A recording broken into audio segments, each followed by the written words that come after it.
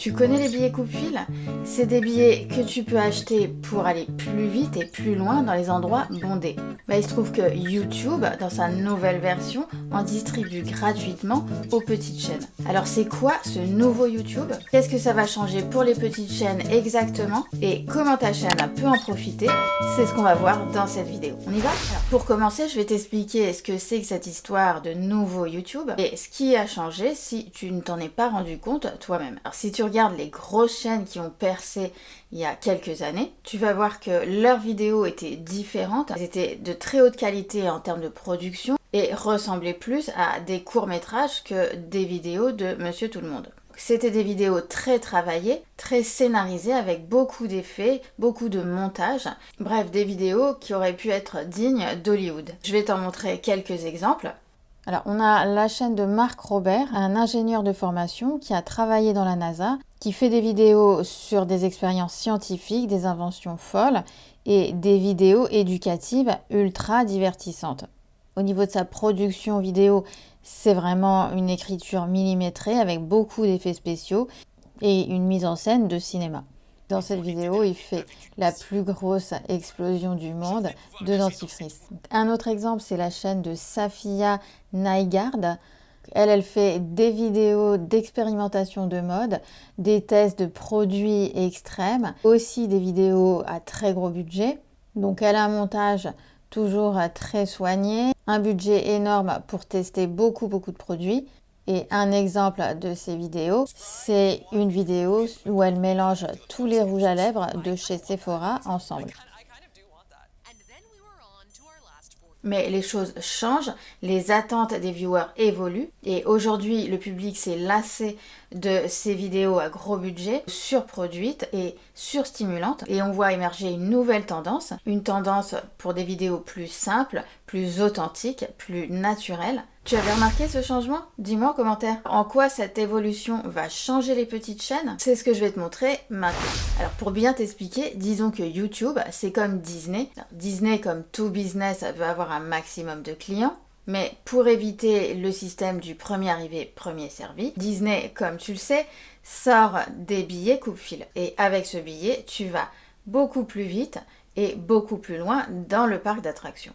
Alors YouTube, depuis peu, utilise le même principe, seulement gratuitement. YouTube veut aussi attirer un maximum d'utilisateurs sur la plateforme et veut encourager les créateurs vidéo à choisir YouTube pour développer leur audience et générer des revenus. Et alors que YouTube favorisait avant les chaînes les plus établies, l'algorithme YouTube donne gratuitement l'équivalent de billets coupe-fil aux petits créateurs pour rejoindre plus vite les plus grosses chaînes sur les rangs de la visibilité. Et alors comment ça se manifeste? On voit apparaître de plus en plus sur YouTube, et peut-être que tu l'as vu aussi, des vidéos de créateurs inconnus dans les recommandations YouTube, les vidéos sur la page d'accueil. Ça apporte plein d'avantages pour les nouveaux créateurs vidéo sur YouTube. Ça veut dire qu'il y a moins de barrières de production à l'entrée. Pour filmer, on peut filmer plus simplement avec du matériel plus basique comme un téléphone. Au niveau du montage, plus besoin de passer des heures dessus, même si le son reste très important dans la vidéo.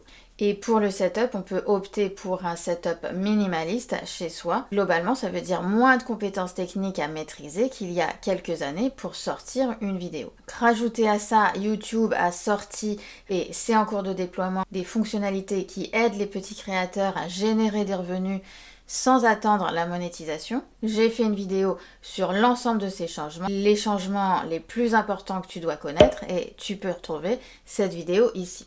Ceci dit, avec ces bonnes nouvelles, il y a deux questions qui se posent. Est-ce que ça veut dire que YouTube devient vraiment facile? Alors, je dirais que YouTube devient plus accessible, mais si c'était complètement facile, tout le monde aurait percé. Alors, faire du bon contenu sur YouTube, ça demande d'acquérir un certain nombre de compétences, mais c'est justement ça qui est intéressant. Tu vas apprendre à mieux écrire, à mieux parler, à raconter des histoires, tout un tas de qualités qui vont te servir de toute façon par ailleurs. Mais ce qu'il faut retenir, c'est qu'en tant que créateur vidéo aujourd'hui, tu as une chance inouïe de te faire pousser par YouTube et une deuxième chance inouïe qui n'existait pas il y a quelques années, c'est d'utiliser l'IA. Aujourd'hui, il y a plein d'outils qui se développent pour t'aider sur toute la chaîne de production de ta vidéo, que ça soit pour rechercher des idées ou pour écrire tes vidéos plus vite, aussi pour réaliser tes miniatures vidéo ou même générer des clips vidéo. Tout ça, tu peux le faire avec l'IA pour non seulement améliorer la qualité de tes vidéos, mais aller beaucoup plus vite, ce qui est super important si tu es seul aux manettes de ta chaîne.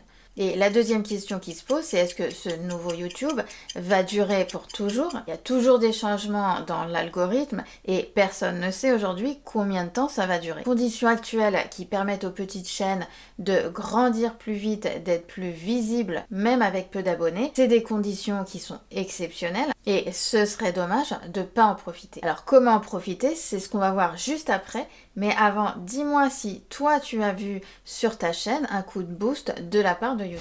La première chose à faire pour profiter de cette opportunité, c'est d'adopter le Easy Mode, c'est-à-dire de te faciliter la vie en termes de matériel, d'outils et de techniques vidéo. Donc commence avec ce que tu as. Comme on a dit, un téléphone, choisis un logiciel gratuit. J'ai fait plein de vidéos là-dessus. Je vais te remettre les liens dans la description. Si tu as un Mac, pour commencer, je te recommande iMovie. Et si tu as un PC, privilégie CapCut. Fais-toi aussi un setup minimaliste pour le son et l'éclairage. J'en ai parlé dans mes vidéos ici et tu peux retrouver ces liens dans la description en dessous. En termes d'IA, je te recommande ChatGPT pour commencer. Alors, oublie l'écriture millimétrée de tes scripts, les effets spéciaux compliqués dans tes vidéos et les mises en scène de cinéma. Tu ne fais pas des vidéos pour gagner un Oscar.